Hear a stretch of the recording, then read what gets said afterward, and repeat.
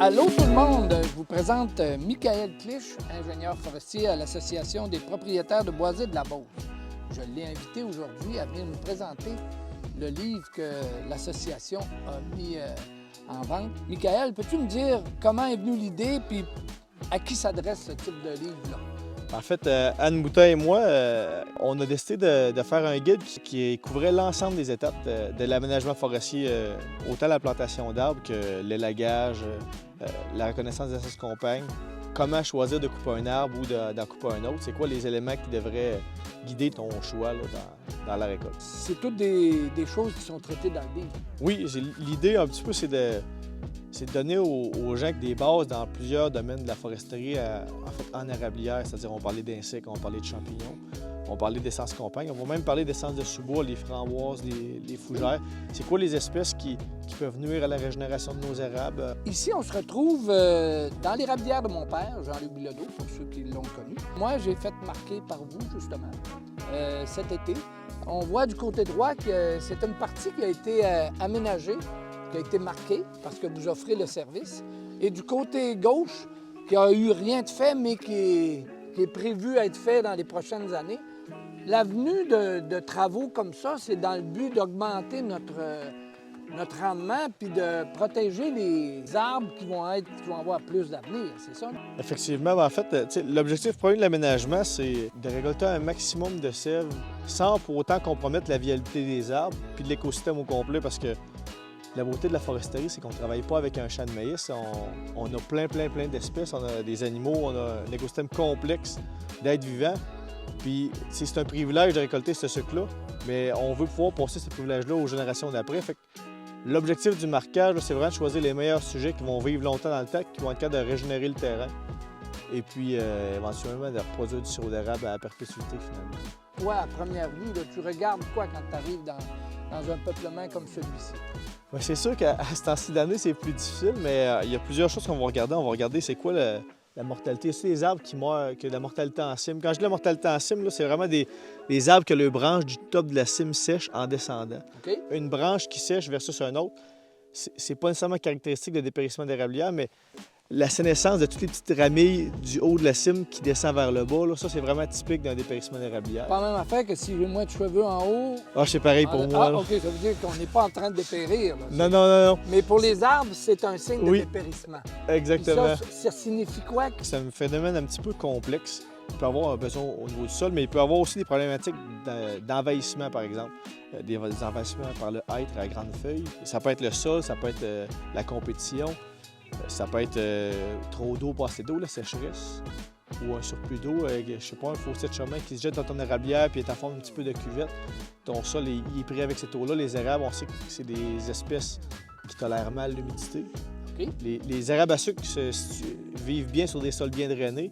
Les érables rouges, les plaines, ils tolèrent plus l'humidité un petit peu. On sait qu'il y a des espèces exotiques qui arrivent, entre autres, les narproibrotènes catarctiques.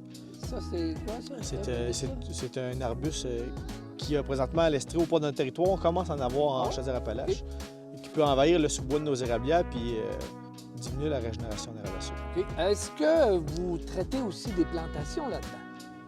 Oui, les plantations, il y a un engouement, en fait, en Chaudière-Appalaches pour la plantation d'érable à sucre. Je vous dirais que la plantation en champ, c'est une entreprise très difficile, t'en es conscient. C'est quelque chose qui nécessite beaucoup de temps, beaucoup de sous, puis beaucoup d'énergie. Puis je te dirais que présentement, on travaille beaucoup à la transplantation d'arbres. Okay. La plantation sous couvert, c'est-à-dire... Transplantation d'érable? D'érable. D'arbres en général? L'objectif, c'est d'avoir une érablière qui a, on va dire, entre 15 et 25 d'essence compagne. Okay. Fait que quand tu as une érablière qui est seulement à 100 d'érable à sucre, par exemple, bien là, on va chercher à transplanter puis à intégrer des essences compagnes sous couvert. Selon toi, le réchauffement de la planète va-t-il affecter la vie de nos érablières? C'est en même temps comme une question. Est-ce que nos érables sont prêtes à vivre ça? C'est une grosse question. C'est sûr que les changements climatiques vont affecter nos érablières. Des années comme cette année où on a un été qui est chaud et sec, c'est sûr que ça va être difficile à vivre pour les érables à sucre, puis ils vont produire moins de sucre parce qu'ils vont respirer une plus grande partie du temps. vont faire moins de photosynthèse. Présentement, le climat se réchauffe plus rapidement que nos espèces d'arbres peuvent migrer vers le nord. Fait qu'on va se retrouver avec des érables qui vont être à des endroits qui ne seraient pas supposés être. Pour faire simple, autrement dit, je sais pas moi, dans 50 ans, ça se peut que l'érable à sucre ici elle soit faite pour vivre 100 km au nord. Mais pas le temps de se déplacer par ses moyens naturels. Exactement. Les graines, ils se déplacent de, je sais pas moi, une centaine de mètres peut-être par année, puis c'est pas toutes ces graines-là qui vont produire des semis. Fait que on va se retrouver avec des problématiques d'aménagement particulières. Je dirais qu'il y a beaucoup de recherches qui se font là-dessus, mais il n'y a pas de réponse universelle. Mais je veux dire, il y a plein de réponses là-dedans qui vont nous aider dans le moment présent. Les changements climatiques, on en parle dans le guide. Vous l'abordez. On l'aborde, on dit, bon, les prévisions dans 50 ans, c'est quoi? Puis quand on choisit des essences compagnes à introduire dans l'érablière, c'est quoi qu'on choisit? Bien, on va choisir des espèces qui présentement poussent plus au sud. Okay. On va introduire une diversité qui est typique plus au sud, puis on sait qu'il s'en vient par ici éventuellement. Donc, on va parler de chênes, on va parler peut-être même de carriers éventuellement. On va parler d'autres espèces qu'on ne voit pas dans nos érablières en Chaudière-Appalaches, mais qui vont probablement être la suite dans quelques années. Exactement. Entre l'érable à sucre et entre l'érable et la plaine, lequel va survivre le mieux au changement climatique? Est-ce qu'il y en a une que vous pensez qui va être privilégiée?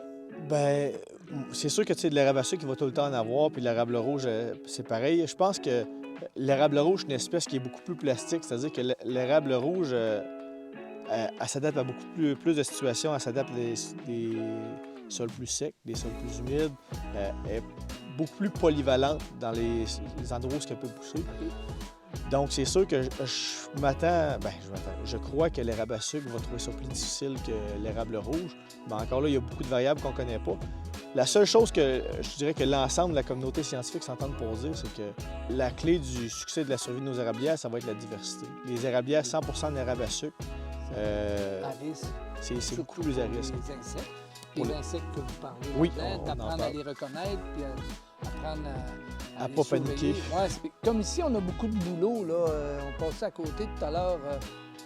Le bouleau est en essence compagne, le bouleau jaune? Oui, absolument. Je te dirais même que toutes les essences peuvent être des compagnes pour l'érable à sucre. Même le hêtre sur les dessus de montagne, sur les sommets, où il n'y aura pas de bouleau jaune, d'autres espèces compagnes qui vont pousser naturellement, bien, le hêtre peut être une essence compagne pour les érables. Il n'acidifie pas trop le sol?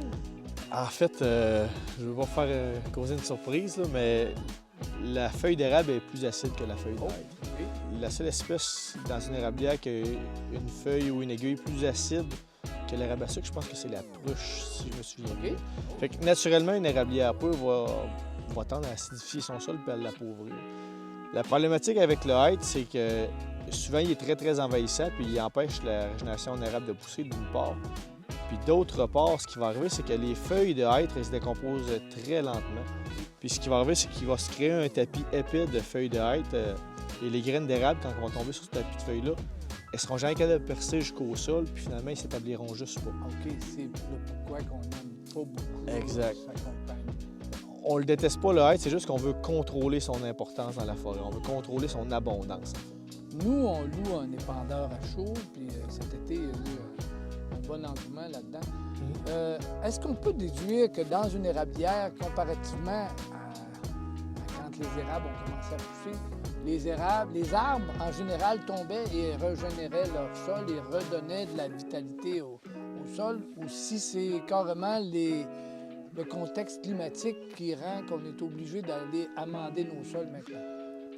Bien, en fait, c'est sûr qu'il y a des événements climatiques qui ont une incidence. Là, les plus acides, ça en a été un. Par contre, c'est sûr qu'on se pose de plus en plus de questions. L'exploitation acéricole, ça fait pas 1000 ans qu'on a des érablières, puis on sait que les champs, quand on cultive du maïs, on cultive du soya, bien, on réengraisse nos sols. On redonne. Là, exact. Ici, à chaque année, on enlève du sirop d'érable. Le sirop d'érable, c'est une formidable source de calcium, magnésium et compagnie. Il y a plein d'éléments minéraux dans le sirop d'érable qu'on aime et qui font notre produit un produit sucré en vedette. Par contre, exactement, le magnésium, le calcium, tous ces beaux éléments-là, ils viennent du sol ici. C'est difficile pour moi d'imaginer qu'on ne devra pas éventuellement refertiliser les érablières. Penser d'en redonner, c'est à tout le moins quelque chose à surveiller dans nos forêts si on veut les garder en santé. Absolument. Moi, je pense que éventuellement, dans un avenir peut-être pas si lointain, bien, au même titre qu'il y a des agronomes qui suivent des champs agricoles et qui suivent la fertilité, bien, il va y avoir des agronomes, des ingénieurs forestiers qui vont suivre les érablières, puis ils vont voir l'évolution du sol, puis quand il va avoir besoin d'une fertilisation, bien, ils vont en avoir une. Présentement, les premières expériences de fertilisation en érablière, ça a été surtout de la chaux qui était appliquée. Puis on sait que la chaux qui a été mise il y a 25 ans, elle fait encore effet aujourd'hui. Fait que, tu sais, les fertilisations en érablière vont être probablement beaucoup plus espacées dans le temps que les fertilisations de champs, mais ici, on ne part pas avec la forêt à chaque année, comme c'est le cas dans un champ de maïs, par exemple. Champ de maïs, où ils partent avec tout. Oui, c'est ça. Puis on enlève beaucoup de tonnes à l'autre, bien souvent. Là. Exactement. Ici, bien, c'est beaucoup plus minime, mais ça finit par avoir un effet à long terme. Si on ne réagit pas, bien, on l'épuise tranquillement. C'est certain. Michael, c'est très intéressant de voir un ouvrage comme ça qui est créé par des personnes de la Beauce. D'après toi, c'est une bonne idée cadeau, ça, pour les fêtes qui s'en viennent? Bien, moi, je vois mal quoi acheter d'autre que ça à Noël. C'est vrai. Moi, ton avis. Je trouve ça difficile. J'espère en recevoir un. Ben, ça pourrait être celui-là, dans le fond. Peut-être. J'espère que l'ensemble de nos auditeurs vont vouloir se le procurer. Nous, on va pouvoir le distribuer directement en ligne. Vous pouvez nous appeler, on peut vous l'expédier par la poste ou vous le faire livrer de toutes les manières que vous voudrez. Nous, chez LS Bilodeau, ça nous a fait plaisir de propager cette publication-là. Si vous avez d'autres intérêts que vous aimeriez nous faire part, ça nous fera plaisir de les partager à nos auditeurs. Alors, Michael et Anne Boutin, qui n'est pas ici, mais que je tiens une part de son ouvrage, je vous remercie beaucoup et au plaisir de se revoir parce que c'est très important de pouvoir divulguer des informations intéressantes comme ça. Merci.